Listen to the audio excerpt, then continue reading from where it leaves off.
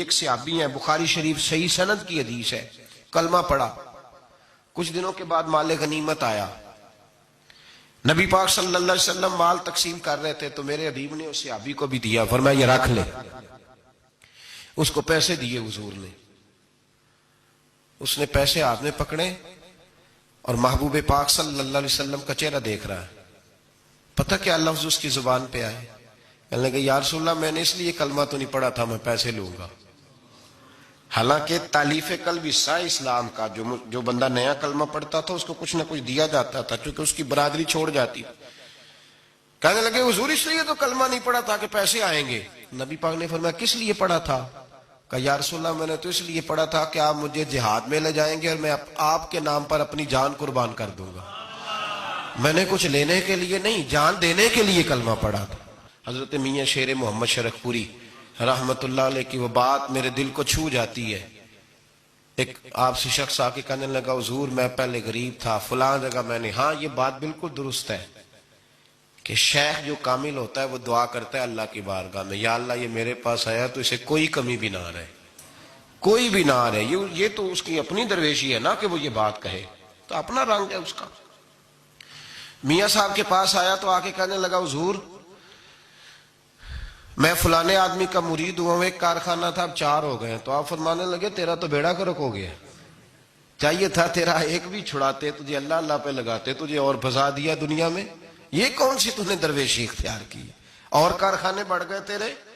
حضرت عیسیٰ علیہ السلام کے پاس ایک شخص آیا تو اس نے آ کے کہا میں نے آپ کے ساتھ رہنا ہے حضور، میں نے آپ کے ساتھ رہنا ہے، آپ فرمانے لگے دنیا دار بن کے رہو گے کہ دیندار؟ کہنے لگا جی میں دیندار بن کے رہوں گا، فرمانے لگے دنیا کی طلب نہ کرنا ورنہ میری صحبت میں نہیں رہ سکو۔ حضرت عیسیٰ علیہ السلام نے شادی نہیں کی، مکان ہی نہیں بنایا، ایک تکیہ، ایک پیالہ، ایک کمبل، جہاں رات ہوتی وہیں سو جاتے۔ ایک دن ایک شخص کو دیکھا کہ وہ ڈھلان بنی ہوئی تھی، پتھر کی پہاڑ تھوڑی سی ڈھلان بنی ہوئی تھی تو نیچے لیٹا ہوا ہے، آپ نے کمبل بھی صدقہ کر دیا، کہنے لگے آج کے بعد جہاں ڈھلان بنے گی وہاں سو جائیں گے، کمبل کی ضرورت ہی کوئی نہیں۔ کچھ دنوں کے بعد ایک شخص کو دیکھا کہ وہ اپنے ہاتھ کا تکیہ بنا کے سویا ہوا ہے، تکیہ بھی خیرات کر دیا، کہنے لگے اس کے بغیر بھی گزارا ہو سکتا ہے۔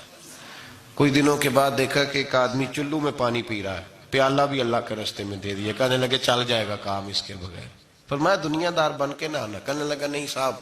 میں دیندار بن کے آؤں گا۔ جناب عیسیٰ علیہ السلام نے رکھ لیا، آپ پہلے دن ہی کہنے لگے چل آجا روٹی کھا لے، 3 روٹیاں منگائیں، اس کو ساتھ بٹھایا، فرمانے لگے میں تو ایک کھاؤں گا، تو کتنی کھائے گا؟ کہنے لگا جی میں بھی ایک ہی کھاؤں گا۔ ایک روٹی اس نے کھا لی، ایک آپ نے کھا لی، تیسری روٹی چھوڑ کے جناب عیسیٰ علیہ السلام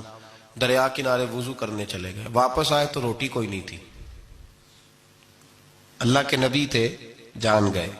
رب کریم کا بندہ بھی جان جاتا ہے۔ اقبال کہتے ہیں اولیاء کیا ہیں جواسی سلول قلوب، کہتے ہیں رب کے ولی کو ٹٹولا نہ کر، وہ تو دلوں کے حال بھی جانتا ہے، انہیں ٹٹولا نہ کر، غبار آلود سمجھ کر حکارت سے نہ دیکھ ان کو، انہی کی ٹھوکروں سے سلطنت بنتی بگڑتی ہے۔ اور اقبال کہتے ہیں نہ تیغ و تیر میں نہ لشکرو سپاہ میں، نہ تیغ و تیر میں نہ لشکرو سپاہ میں، کہتے ہیں نہ تلوار میں نہ تیر میں نہ لشکر میں نہ فوجوں میں، نہ تیغ و تیر میں نہ لشکر و سپاہ میں ہے، جو بات مرد کلندر کی بارگاہ میں ہے، جو بات مرد کلندر کی بارگاہ میں۔ تیسری روٹی کدھر ہے؟ کہنے لگا حضور مجھے نہیں پتا، فرمانے لگے تجھے پتا ہے پر تو بتا نہیں رہا، کہنے لگا مجھے تیسری روٹی کا پتا۔ حضرت عیسیٰ علیہ السلام ایک ہرنی جا رہی تھی، اس کے ساتھ 2 بچے تھے، آپ نے ایک بچہ پکڑا، اس کو ذبح کیا، لکڑی جلائی، اس کو بھونا، اس کو بھی کھلایا خود بھی کھایا، ہڈیاں جمع کر دیں۔ جب وہ ہڈیاں اس پہلو کو ذرا سمجھیے گا، جب کھا بیٹھے ہڈیاں جمع، وہ ہرنی بھی کھڑی ہے، دوسرا بچہ بھی کھڑا ہے، ایک بچہ کا ذبح کر کے کھا لیا، دوسرا کھڑا ہے، جب پیٹ بھر لیے وہ بھی ڈکار لینے لگا سامنے، تو حضرت عیسیٰ علیہ السلام ہڈیوں سے کہنے لگے چلو اٹھ جاؤ اللہ کے حکم سے، اور بکری کا ہرنی کا بچہ پھر سے زندہ ہو گیا۔ وہ چلا گیا، ماں اس کو ساتھ لے کے روانہ، فرمانے لگے دیکھ اللہ نے مجھے معجزہ دیا ہے، ہم نے کھا بھی لیا ہے اور بچہ چلا بھی گیا ہے، ہمارے پیٹ میں ہے بھی، اور اب تو بتا دے روٹی کس نے کھائی ہے۔ کہنے لگا جی مجھے نہیں پتا، نہیں پتا مجھے۔ حضرت عیسیٰ علیہ السلام اس کو ساتھ لے کے بڑھے تو دریا کے اوپر، پانی کے اوپر پیدل چلنے لگے، دریا پار کر گئے۔ فرمانے لگے تو پانی پہ چلتا رہا ہے، سارا پانی کراس کر گیا ہے تو ڈوبا نہیں، اب بتا دے روٹی کس کے پاس ہے۔ کہنے لگا نہیں پتا، مجھے پتا۔ اللہ اکبر، وہ کیا خوب لفظ کہہ گئے سجادہ نشین حضرت پیر میر علی شاہ صاحب رحمت اللہ علیہ، بے قدرہ کچھ قدر نہ جاتی، کھیتی خوب تسلی ہو، اے دنیا دار پجاری زر دے، کتے آندے گل ٹلی ہو۔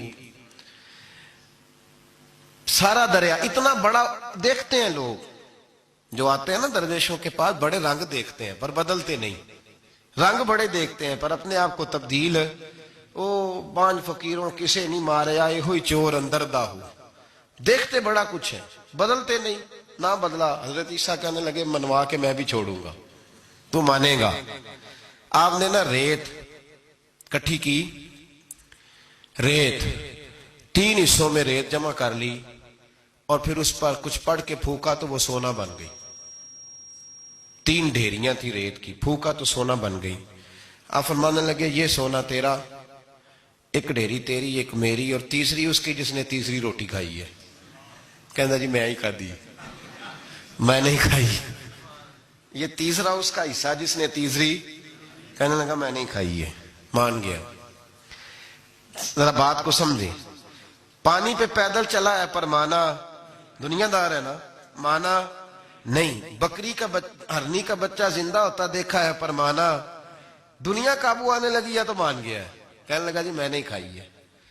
فرمایا او بھلے مانس، تجھے کہا تھا دنیا داری نہ کرنا، تجھے جناب عیسیٰ کی صحبت ملے گی، پر تو ایک روٹی پہ رہ گیا یار۔ کہاں دنیا دار پجاری زر دے، کتیاں دے گل ٹلی ہو، کہاں رہ گیا۔